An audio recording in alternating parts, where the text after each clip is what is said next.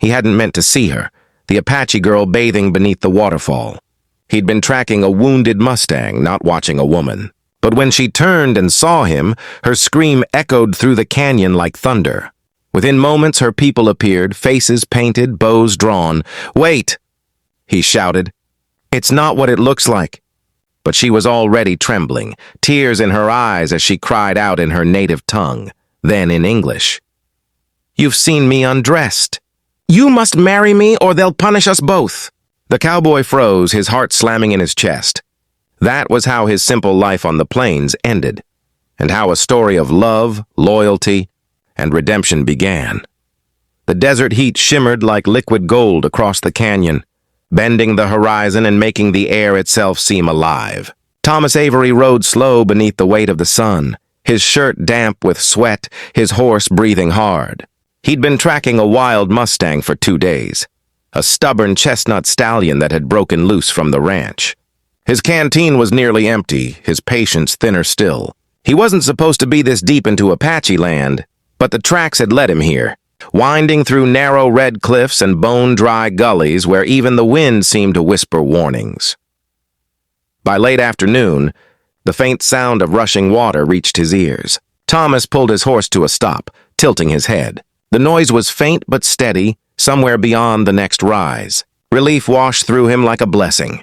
He dismounted, leading his horse through the rocky trail until he found the source, a hidden waterfall spilling into a clear pool at the canyon's heart.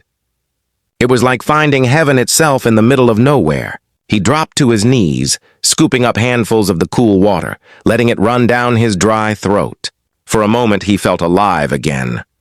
That's when he heard it, a sound so soft it almost didn't seem real. Singing.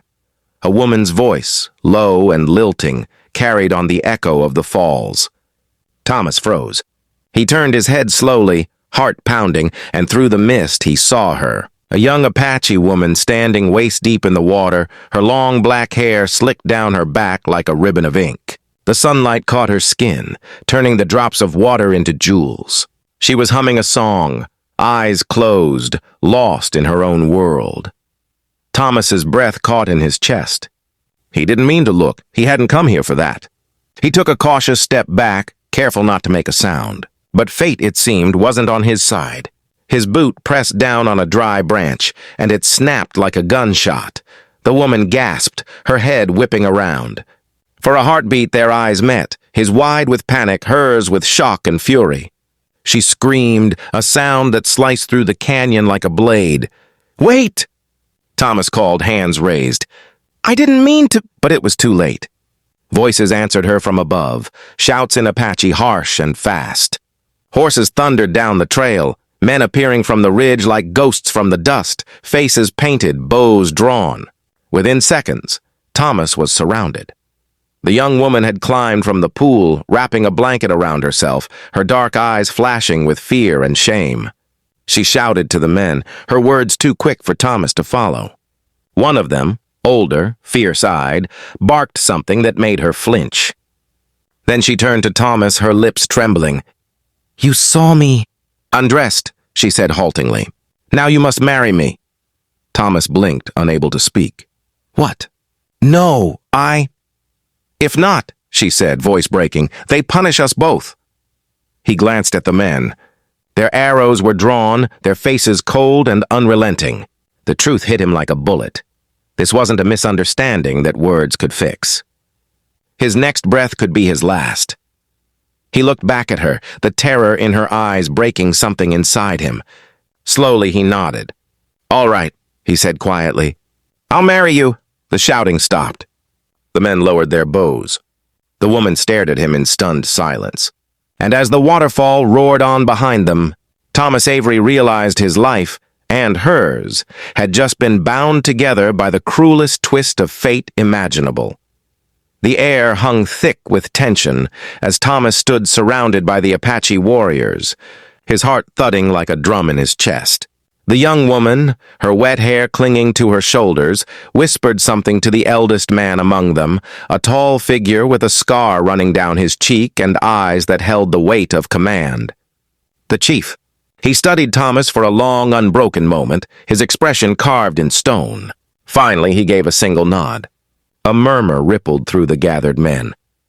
Thomas didn't understand their words, but their tone told him enough. They would spare him on one condition.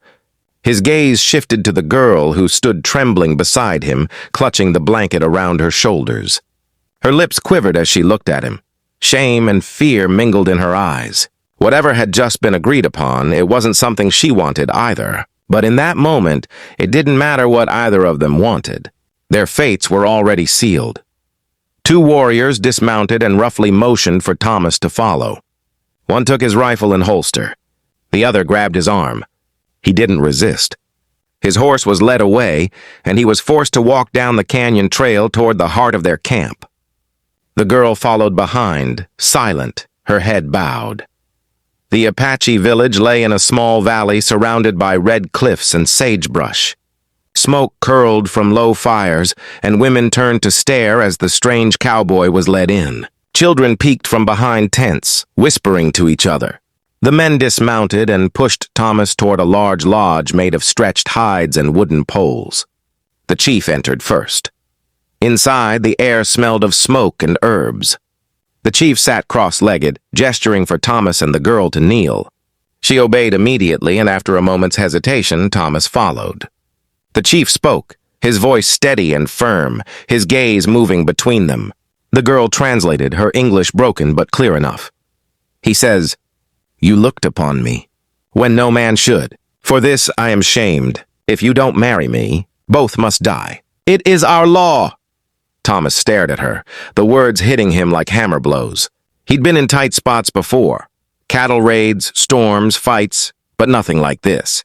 Marriage to a stranger? And yet, looking into her eyes, he saw how real her fear was. This wasn't a trick or superstition. It was life or death. He took a slow breath, forcing his voice steady. "If that's what it takes to keep you safe, then I'll do it." The chief's eyes flickered with surprise, then approval. He stood, raising a hand, and the people outside began to chant, a rhythmic beat like the sound of hooves on dry earth. The girl's name, he learned, was Naya. Her voice trembled as she repeated the vows in her language, tears slipping down her cheeks. Thomas didn't understand the words, but when it came his turn, he simply said, "I swear it." A silence fell when the chanting ended. Naya glanced up, eyes glistening with disbelief. The chief placed a hand on her shoulder, then on Thomas's, sealing the union with a single word that needed no translation: husband. Thomas rose slowly, still dazed.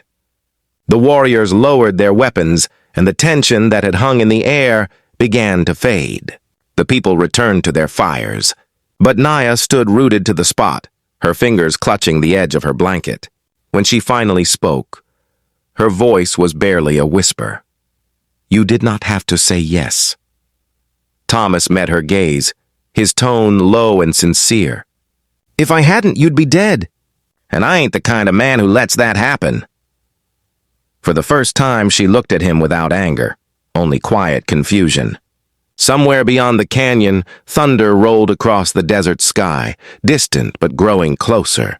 Neither of them knew it yet, but that single choice, one act of mercy born of chance, would soon bind their hearts in ways no oath ever could.